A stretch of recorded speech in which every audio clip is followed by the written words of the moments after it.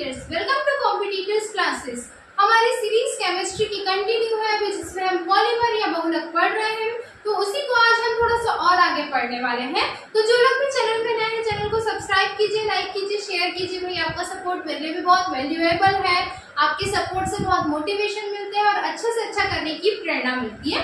तो सपोर्ट में कंजूसी मत कीजिएगा। पॉलीमर जो हम देख रहे हैं उसमें हम आगे कुछ और क्लासिफिकेशन आज देखने वाले हैं।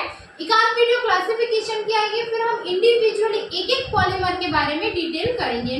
लास्ट क्लास में मैंने आपको टेफ्लॉन, पॉलीथीन ये सारी चीजों के बारे में बताया था। इसके अलावा जो सिंथेसिस या ओरिजिन के बेसिस पे, उत्पत्ति के बेसिस पे मैंने क्लासिफिकेशन बताया था, जिसमें हम नेचुरल और सिंथेटिक या आर्टिफिशियल पॉलीमर हमने देखा था। ठीक है, बताइए टेफ्लॉन का जो मोनोमर यूनिट है उसको क्या बोलते हैं? लास्ट क्लास में मैंने बताया था टेट्राफ्लोरोइथीन क्या होता है? टेफ्लॉन का मोनोमर यूनिट होता है।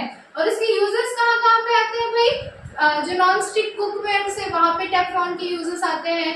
जो व्हीकल्स होते हैं, जो हमारी गाड़ियां होती है, उसको पेंट करने में, उसकी लेयरिंग में यूज आती है। और टेफ्लॉन को और क्या बोलते हैं? तो पॉली टेट्राफ्लोरोइथीन बोलते हैं। ठीक है, पीटीएफ भी इसको बोलते हैं। ये सारी चीजें बहुत इंपॉर्टेंट है, इसीलिए मैंने टेफ्लॉन को पर्टिकुलरली जो है यहाँ पे रिवीजन करवाया है। अब स्टार्ट करते हैं आज की हमारी क्लास। आज हम पॉलीमर या बहुलक में उसका फिर से एक क्लासिफिकेशन देखने वाले हैं। किसके बेसिस पे?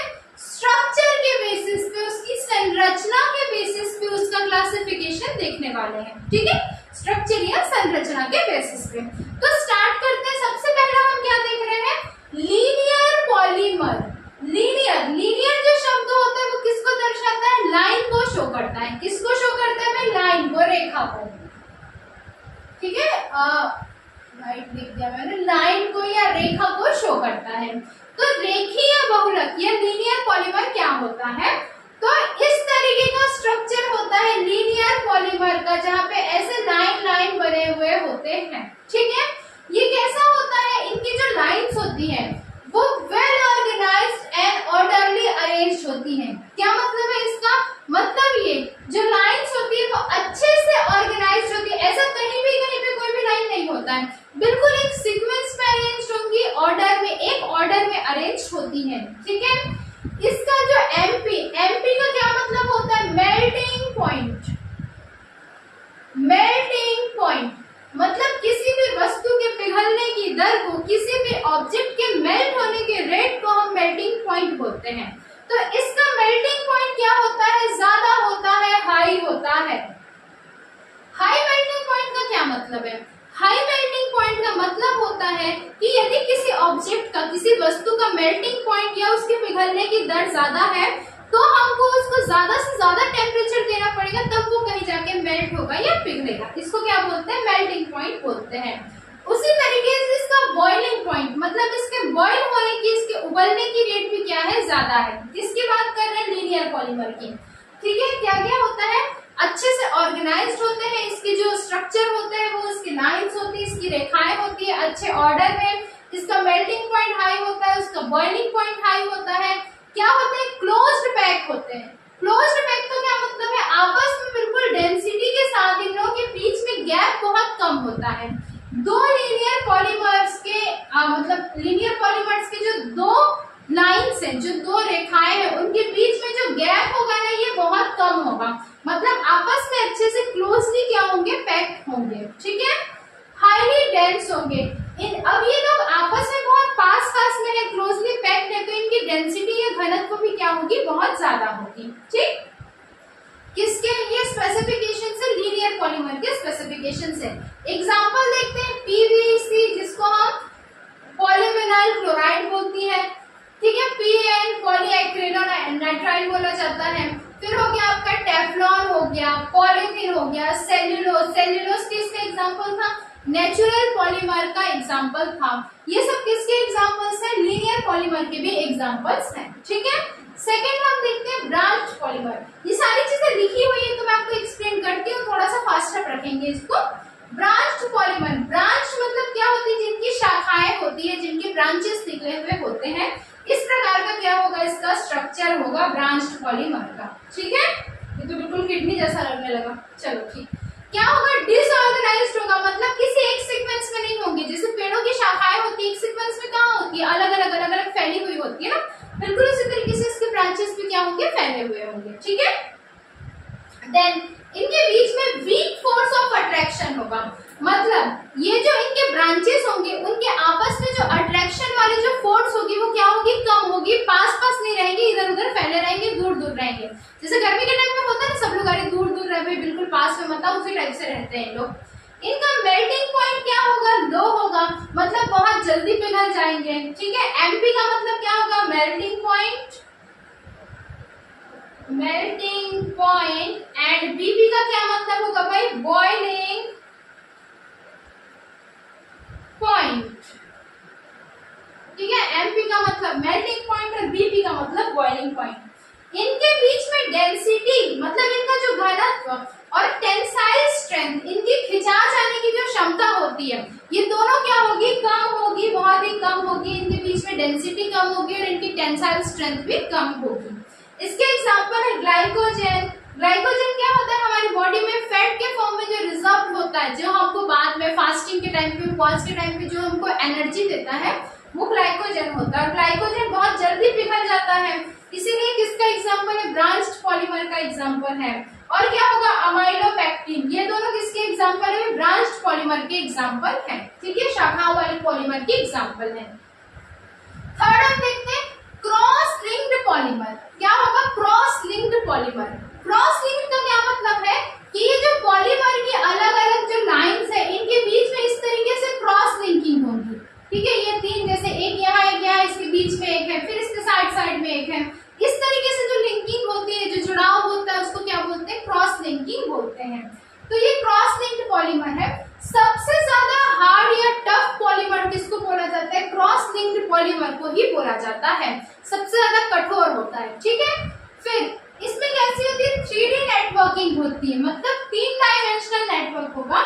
इसको जो है, हमारे पास अभी डिजिटल बोर्ड नहीं है, अदरवाइज मैं आपको इसका 3D स्ट्रक्चर भी शो करती। तो ये कैसा दिखता है, ये 3 डायमेंशन से हम इसको देख सकते हैं, 3 डायमेंशनल होता है। हार्ड एंड ब्रिटल होता है, बहुत ही ज्यादा कड़ा कठोर सा होता है, इजली पिघलने वाला नहीं होता। अब इजली नहीं पिघलेगा तो इसका मेल्टिंग पॉइंट और बॉइलिंग पॉइंट क्या होगा, भी बहुत हाई होगा। Melting point and boiling point बहुत हाई होता है। डेंसिटी है, इसके घनत्व क्या होंगे, ये भी बहुत ज्यादा होंगे। ठीक है, और इसके एग्जाम्पल क्या है, रबर। रबर हमको देखने से ऐसा लगता तो है कि बहुत सॉफ्ट है, बट एक्चुअली में ये किसका एग्जाम्पल है, क्रॉस लिंक्ड पॉलीमर का एग्जाम्पल है। बिल्कुल स्टार मार्क पूछा हुआ क्वेश्चन है कि rubber is an example of which kind of polymer. Rubber किस प्रकार के पॉलीमर का एग्जाम्पल है, तो रबर क्रॉस लिंक्ड पॉलीमर का एग्जाम्पल है। ठीक, फिर है बेकेलाइट। बेकेलाइट कहाँ पे यूज होता है, जो कुकर वगैरह होते हैं, प्रेशर कुकर घर में जिससे खाना बनता है, उसके हैंडल में जो पॉलीमर यूज होता है वो बेकेलाइट होता है। फिर हो गया आपका डेक्रोन। डेक्रोन, इसके बारे में भी हम आगे पढ़ेंगे, सारी एक एक चीजें हमको देखनी है आगे क्लासेस में। तो ये तीनों किसके एग्जांपल्स हो गए, क्रॉस लिंक्ड पॉलीमर के एग्जांपल्स हो गए हैं। ठीक, नेक्स्ट हम जो क्लासिफिकेशन देखने वाले हैं पॉलीमर का, अभी हमने किसके बेसिस पे देखा, स्ट्रक्चर के बेसिस पे देखा। आगे हम किस पे देखने वाले, फिजिकल प्रॉपर्टी के बेसिस पे। ठीक है, फिजिकल प्रॉपर्टी के बेसिस पे, जो उसकी संरचना के बेसिस पे क्या देखने वाले हैं, जो फिजिकल जो प्रॉपर्टी उसके बेसिस पे क्या देखने वाले हैं, क्लासिफिकेशन देखने वाले हैं। तो फिजिकल बेसिस के हिसाब से, फिजिकल प्रॉपर्टी के हिसाब से 2 टाइप से क्लासिफिकेशन किया जाता है पॉलीमर्स का। पहला, ये जो आपने 8th लेवल से पढ़ते हुए आ रहे हैं हम, पहला है thermosetting plastic polymer, thermoplastic polymer, और दूसरा है थर्मोसेटिंग पॉलीमर। ठीक है, पहला क्या है, थर्मोप्लास्टिक पॉलीमर, और दूसरा है थर्मोसेटिंग पॉलीमर। इसके कंपैरेटिव स्टडी करते हैं हम, मतलब बिल्कुल कंपैरिजन करके दोनों का पॉइंट एक साथ देखते हुए चलेंगे ताकि याद रहे। देखो, एक चीज मैं बता रही हूँ, थर्मोप्लास्टिक जो होते हैं वो क्या होते हैं, बहुत सॉफ्ट टाइप के होते हैं। एक ले लेते हैं सॉफ्ट, और थर्मोसेटिंग कैसा होगा, हार्ड होगा। समझने के लिए सबसे की पॉइंट ये है। अब कंपैरेटिव स्टडी करते हैं। ये सॉफ्ट है, सॉफ्ट है मतलब क्या है कि भाई बिल्कुल बहुत ज्यादा हार्ड नहीं है, कड़ा नहीं है। कड़ा नहीं है तो क्या होगा, इररेगुलर अरेंजमेंट होगा, मतलब रेगुलरली अरेंज नहीं होगा। जो चीजें रेगुलर होती है वो थोड़ी सी हार्ड होती है, टफ होती है। इसमें क्या होगा, इररेगुलर होगा, ऑर्गेनाइज ऑर्गेनाइज नहीं होगा, जबकि जो थर्मोसेटिंग है वो कैसा होगा, रेगुलर और ऑर्गेनाइज्ड होगा। ये बहुत सॉफ्ट है, तो इसके बीच में जो फोर्स ऑफ अट्रैक्शन, जिसको हम van der Waals force of attraction बोलते हैं, वो क्या होगा, बहुत वीक होगा, लो होगा। जबकि जो थर्मोसेटिंग पॉलीमर है, जो हार्ड है, उसके बीच में जो मॉलिक्यूलर बॉन्ड होंगे, जो अट्रैक्शन होंगे, वो क्या होंगे, बहुत स्ट्रांग होंगे या हाई होंगे। थर्मोप्लास्टिक जो है वो सॉफ्ट है, तो इसका शेप या साइज क्या किया जा सकता है, चेंज किया जा सकता है, जबकि थर्मोसेटिंग का जो शेप और साइज है वो चेंज नहीं किया जा सकता।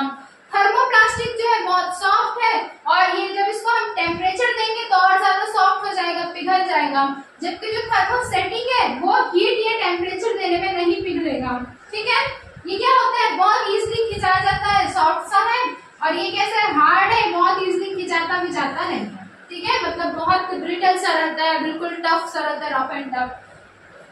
जो थर्मोप्लास्टिक है उसके एग्जांपल है PVC, nylon, polythene, pen etcetera. जैसे पॉलीथीन के एक एग्जांपल ले लो, जो झिल्लियां होती है, बिल्कुल उसी से कंपेयर कर सकते हो थर्मोप्लास्टिक पॉलीमर को। और थर्मोसेटिंग के लिए क्या है, बैकेलाइट। बैकेलाइट मैंने कहा बताया अभी, कुकर के हैंडल में होता है, तो उसको देखना, उसको जब हीट देते हैं फिर भी वो थोड़ा सा नॉर्मल ही रहता है, तो वो उस तरीके का हार्ड पॉलीमर क्या होता है, थर्मोसेटिंग होता है। और क्या होगा, यूरिया रेसिन हो गया या मेलामाइन रेसिन, ये सब किसके एग्जांपल्स है, थर्मोसेटिंग पॉलीमर के एग्जांपल्स हैं। इनके बारे में एक एक पॉलीमर भी हमको एक दो क्लास के बाद डिटेल में देखना है, सबकी प्रॉपर्टी, सबके यूजेस, सबके स्ट्रक्चर, उनके मोनोमर यूनिट, सारी चीजें देखेंगे, सब कुछ क्लियर होगा आराम से। बस आप लोग अपना सपोर्ट बना के रखिए। एक बार क्विकली रिवाइज करते हैं। पॉलीमर हमने पहले देखा, स्ट्रक्चर के बेसिस पे तीन तरीके से होते हैं, linear polymer, branch polymer, cross link. Linear क्या होगा, बिल्कुल लाइन में होंगे, रेखीय होंगे, इनके जो लाइंस होते हैं, इनकी जो बेसिस होते हैं वो कैसे होते हैं, प्रॉपरली अरेंज होंगे, रेगुलर होंगे, melting point, boiling point high होगा, क्लोजली पैक्ड होंगे, बहुत डेंस होंगे। एग्जांपल्स हमने ये सब देखे, पीवीसी, पेन, टेफ्लॉन, सेल्यूलोज, ये सब। फिर हम बात करते हैं ब्रांच की, जिनकी शाखाएं होती है, डिसऑर्गेनाइज होते हैं, ऑर्गेनाइजेशन नहीं होता है इनके में, अच्छा इरेगुलर होते हैं, इनके बीच में फोर्स ऑफ अट्रैक्शन बहुत कम होता है, इनका बॉइलिंग पॉइंट, मेल्टिंग पॉइंट भी कम होगी, इनकी डेंसिटी भी कम होगी। ग्लाइकोजन और अमाइलोपेक्टिन किसका एग्जांपल है, ब्रांच्ड पॉलीमर का एग्जांपल है। तीसरा हमने देखा cross linked polymer, 3 dimensional structure show करते हैं, बहुत रेगुलर होते हैं, इनके बीच में जो फोर्स ऑफ अट्रैक्शन है बहुत ज्यादा हाई होता है, डेंसिटी हाई होती है, मेल्टिंग पॉइंट और बॉइलिंग पॉइंट बहुत हाई होता है, इनको पिघलाने के लिए, उबालने के लिए बहुत ज्यादा टेम्परेचर हमको देना पड़ेगा। एग्जाम्पल क्या क्या, रबर, बैकेलाइट, डेक्रान, हमने क्या देखा, क्रॉस लिंक्ड पॉलीमर की एग्जाम्पल देखे।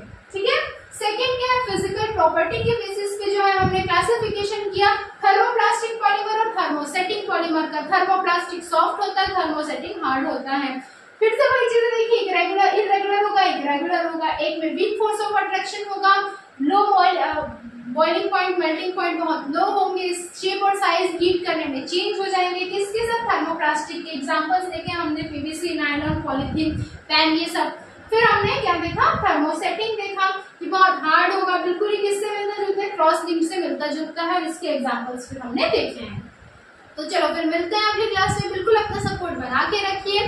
ओके बाय, टेक केयर, अच्छे से पढ़ाई कीजिए भाई, अगस्त में हमारा जो एग्जाम है वो एक्सपेक्टेड है, तो ठीक है।